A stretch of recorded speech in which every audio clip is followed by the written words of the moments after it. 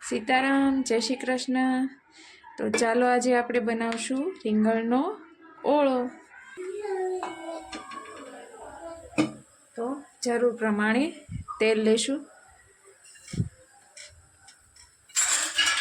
તેલ હવે આવી ગયું છે તો તેલમાં આપણે નાખશું હિંગ, થોડીક હિંગ અને થોડીક હળદર નાખશું.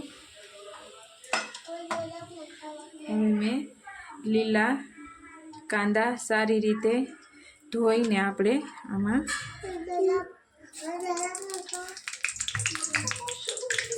સારી રીતે ધોઈને ઝીણા સમારી લીધા છે. તો સારી રીતે હવે ધોઈને આપણે 3 થી 4 જણાને થાય એટલો બનાવું છું. એટલે મેં 10 થી 12 લીલી ડુંગળી લીધી છે. એને આવી રીતે ઝીણી ઝીણી સુધારી લીધી છે. એટલે તમને આસાનીથી માર્કેટમાં લીલા ધાણા, લીલી ડુંગળી આસાનીથી અત્યારે મળી જાય છે. હવે આપણે સ્વાદ પ્રમાણે મીઠું ઉમેરીશું.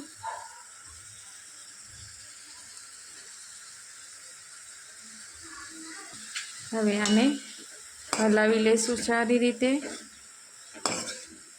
હવે સારી રીતે મિક્સ થઈ ગયું છે. તો આમાં ઓલરેડી થોડુંક પાણી ડુંગળીમાંથી છૂટું પડે જ છે અને થોડું આપણે પાણી ઉમેરીશું.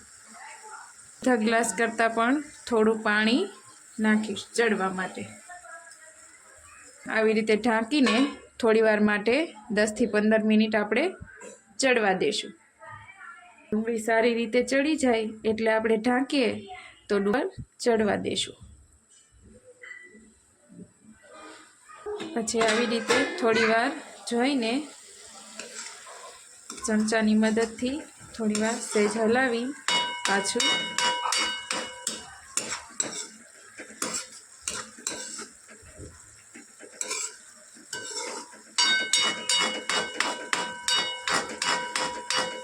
થોડી વારે તેને તેમાં ચમચો ફેરવતો રહેવાનો એટલે નીચે ચોંટી ન જાય અને સારી રીતે બધી જ ડુંગળી ચડી જાય.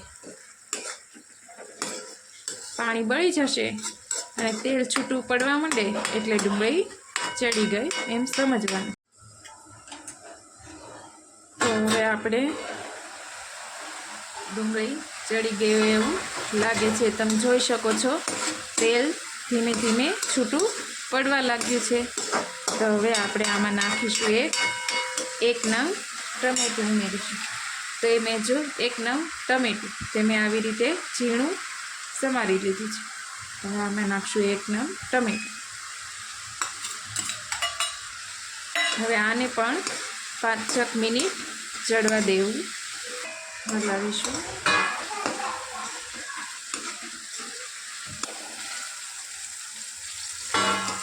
જોઈ શકો છો ટમેટું પણ ચડી ગયું છે.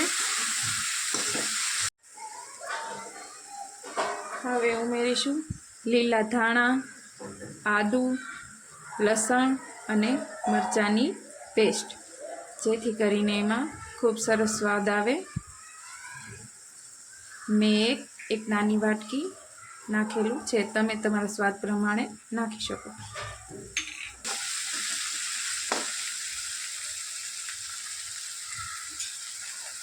હવે બધા મસાલા નાખશું.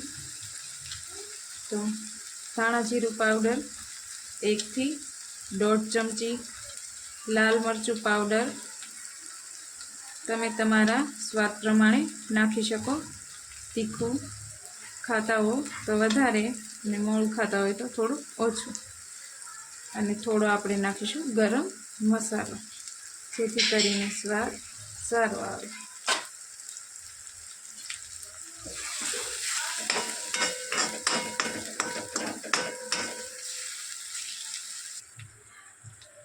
રીંગણ મેં 3 રીંગણ લીધા છે.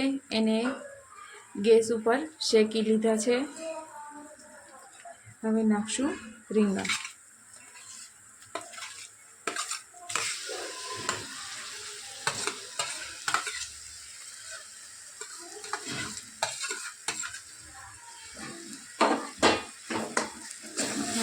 સારી રીતે આપણે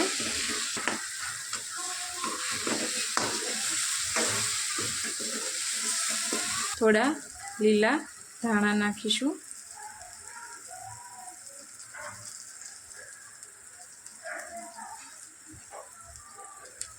તો તૈયાર છે રીંગણનો ઓળો.